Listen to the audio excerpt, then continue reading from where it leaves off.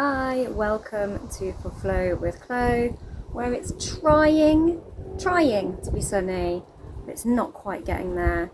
But it is rather windy, so hopefully my cards won't all blow away. I'm going to pull from the Light Seers today, and I've literally written down where all the planets are today, because there's been so many transiting planets since April through May and the start of June that I was just like, you know what, I actually can't cope anymore. I can't remember it all. I kept repeatedly getting confused with where Venus was. She is in Cancer. And I was like, is she? Was she on the last one? I don't know. And like May and June just sort of like started to blur into one because I had holiday and my birthday, and it just got a bit busy. And I kind of checked out there for a bit. Ooh, that one wants to come out. But yes, she is officially in Cancer. She's actually at 22 degrees of Cancer, so it won't be long until she's in Leo. So she's going to get super passionate and expressive, I feel, in Leo. And on the new moon in Gemini, which I am still working on my sequencing for, practicing. On that new moon, she will be in Leo. I think she'll be at 4 degrees of Leo by then. Oh, my cards are blowing away. It's risky. See, I could do some outdoor yoga when it's like this, but like, just a bit blowy. I almost put on a bikini twice today and come out, but not quite got there. It's like, it's just a bit too windy. Just a bit. Oh! We've had a card explosion. I'm just going to take what it's cut on. That one, that one, that one, that one. And that one. That one.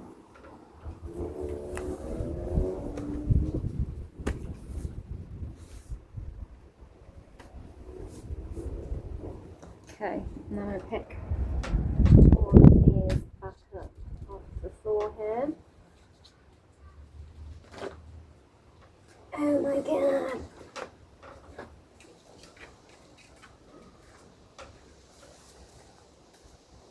What have we got? Okay, that will do us. So, first card out, the Two of Wands. There is some plotting and planning about where to put our passion, about where to put our spark, our ignition of inspiration. She's got her map, she's got her picture of a camper van here, with a surfboard, and she's looking out the window and she's feeling inspired. She wants to take it places. Branching out.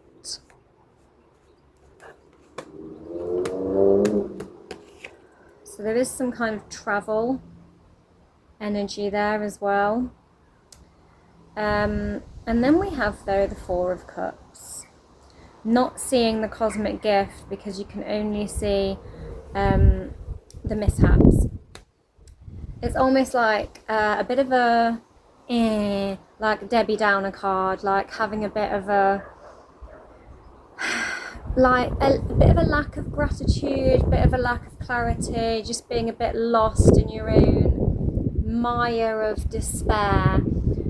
But it's like she's sweating the small stuff and letting the small stuff drag her down, and not turning round and noticing the massive, cosmic, gorgeous rainbow cup gift there. The emotional gift that is just waiting for her to turn around and notice it. One could say I've been feeling a bit like this. Oh my word. Right, pinning things down. It is just too windy for anything today. I am tired of this turbulent weather. That's just me being tired of the turbulent weather. One sec. Now, I said this card had a journey vibe, and it just flew all the way across the other side of the vegetable patch.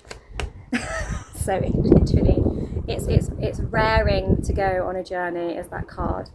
And you know, I did go on some journeying, and I feel like I'm a bit miffed to be back. I'm like, oh, back to the normal, back to the familiar. How boring.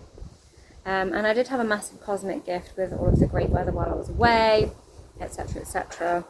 And you know, other things like that will come, I hope. Because at the moment I'm like, is summer ever coming? Like, properly? It's like, he keeps turning off the sun machine. And then we have justice. The scales of justice. It's quite Libran. And it's also a lot about how we see ourselves reflected in others. Libra is all about relationship to other and their kind of measurement of worth at times based on their relationship to others, and how they often see themselves in the eyes of how others see them. And so they often sort of struggle with their identity without another to sort of reflect their worth back at them. And there is this thing of this balance as well, this kind of duality, and we are in Gemini season, which is quite a lot about dual thinking and on this hand the other. And they are, of course, both air signs.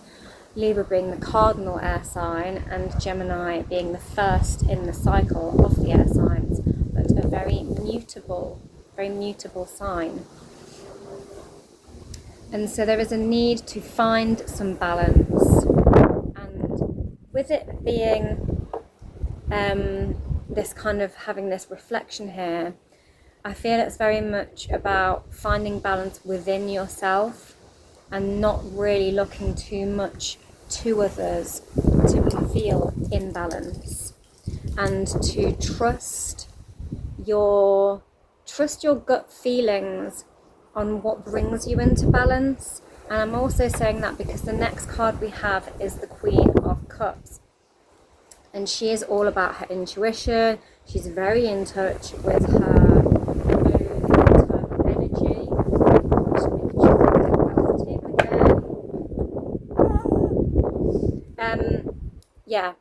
and she is led by her intuition,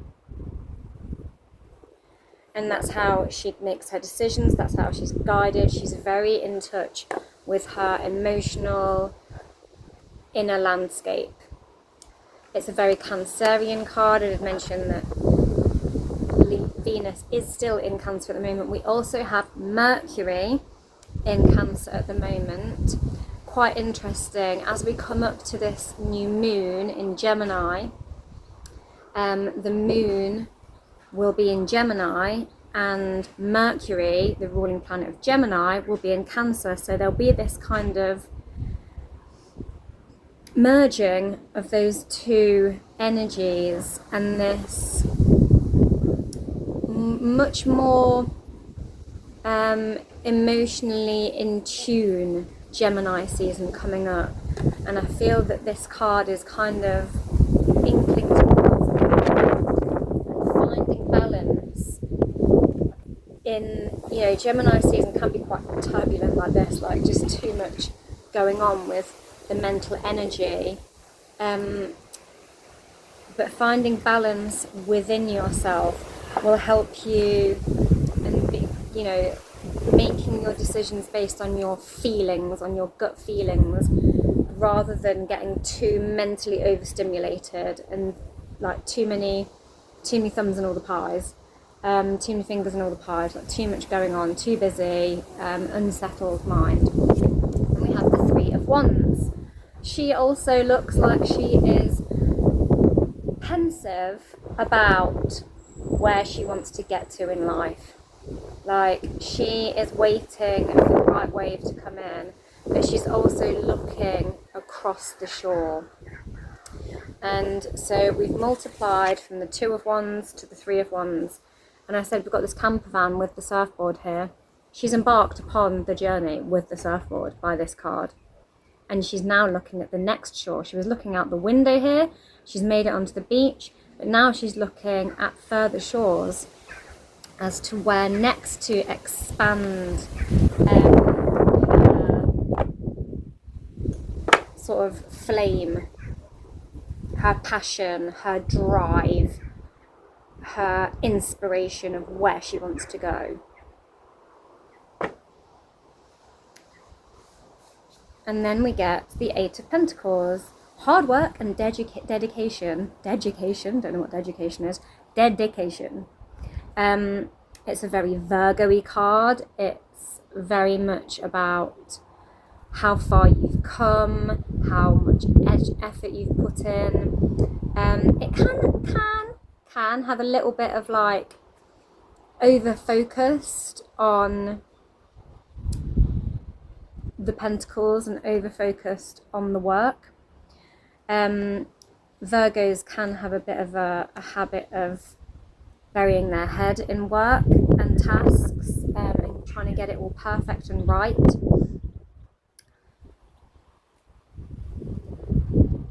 But something that has been building for a while, we have all these moon cycles on the Pentacles. It's like an entire cycle coming to like an almost completion. We're at an 8. It's something that is building, and it's building towards the sun. The sun is our card of radiance. It's positive. It's a bit of a yes, and it's spotlight. It's having put in the hard work and it having paid off, so that you're in the limelight, you're in the spotlight, and receiving the fame, the notoriety for all of the effort you have put in. It's a big fat spotlight, yes. Quite diva energy, but very, very Leo, very Leo card. It's like very infamous kind of energy. And then we have the Emperor as well, standing in one's power. He's very representative of the planet Mars. Mars is now in Taurus, which is quite a dedicated, hard work sign. So this could also, be this kind of like working towards something, getting this big fiery yes. And we had that 2 of Wands and 3 of Wands fire cards, also kind of maybe harking towards Mars energy, with Mars being our fiery planet. And he is literally sat on this big fiery planet of Mars here with his Aries horns here, like going at it, going for it. He likes to take action, but when he is in the sign of Taurus, that energy is so I've got a hair in my mouth, there we go. It's tempered slightly, it's calmed slightly, and it's a more dedicated, consistent flow of energy to keep moving forward. We then have the Ace of Cups. Big, heartfelt, emotional satisfaction. We like it. We do also still have Jupiter in Cancer at the moment. I'm just going to go and retrieve something else that's blown away there. Oh, and there's a tarot card with it. It's Strength. It was. I'm glad I found that, because I hadn't even realised that was blown over there. So we are totally taking that. It also fits massively with that Sun card and the fiery energy and the Venus moving into Leo, which it will be at 4 degrees of Leo on that new moon that's coming up, that I have also mentioned in this reading. However, I was on the fact that we have Venus in Cancer and Jupiter in Cancer, which is expanding the heart expansion vibes. Oh my god, I'm just blown away. I'm going to wrap this up as soon as possible. possible because the wind is intolerable, frankly. I wanted to do a nice outdoor reading, but it's not nice enough weather. Yes. But tuning in again to that, what feels right, and working with our decisions on heart-based energy and emotional energy, and what feels right and good and honest in our emotions. I'm getting a lot of emotional truth energy and using our emotional instinct. And with that Leo coming up, Leo is quite instinctive, you know, she's got this whole lion energy as well, and it's about taming the lion. So the lion becomes this very calm, it has the ability to be a predator, but it's calm and it's tempered, and it has those instincts to, like, taming your instincts to be calm, powerful but calm, and having the strength to do that. And I feel there's a lot about emotional strength and trusting your emotional instincts and your emotional compass to help make decisions, and what feels true, what feels emotionally true for you. I'm getting a lot of as well. I've got a lot of passion and fire on the table as well. And Ace of Swords, mental clarity. I'm going to take us back to that. I'm trying to try not lift them up too much. I'm having to weigh them all down with various boxes and things.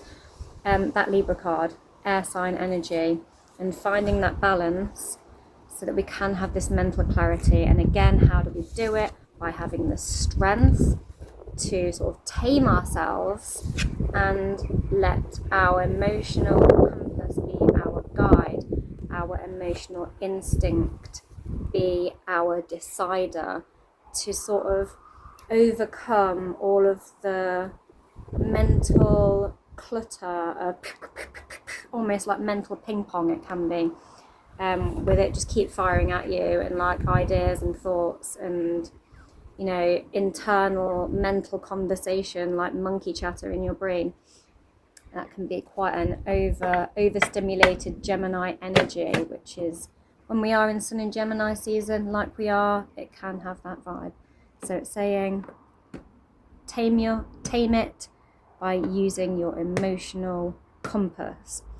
And I'm going to pull from the Goddess of Love, because we've got so much coming up about emotion being our guide and heart-based energy to calm and soothe our mental monkey chatter.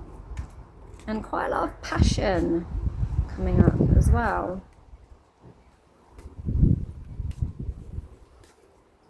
All these things relate to love. So we'll go with Goddess of Love.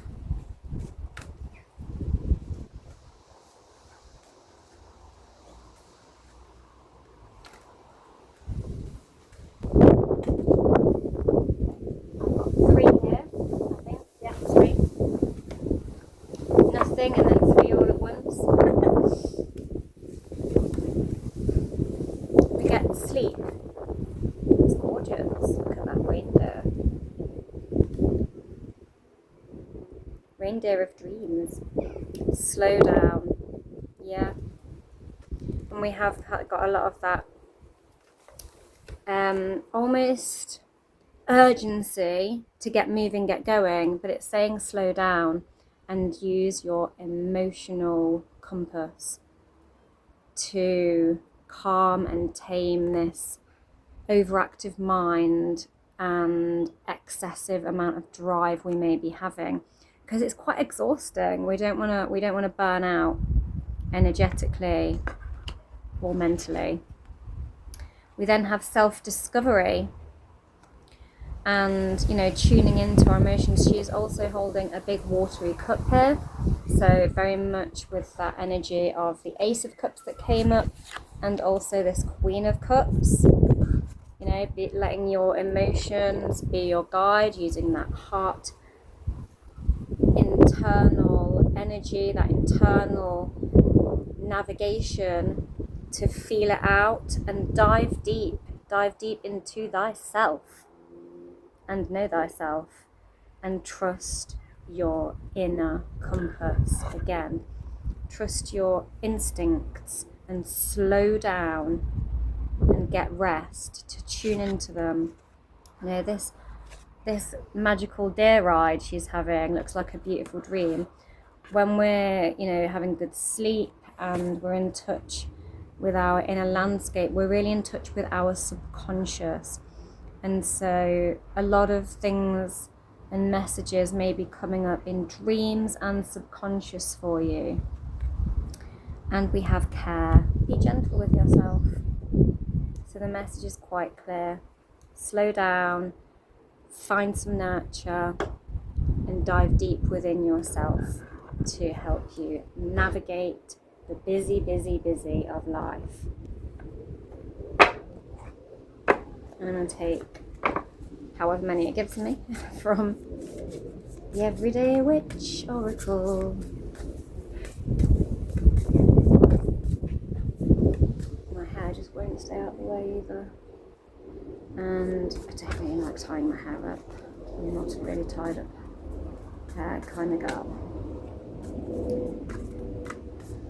Which is why wind is a bit of a nightmare for me, I suppose.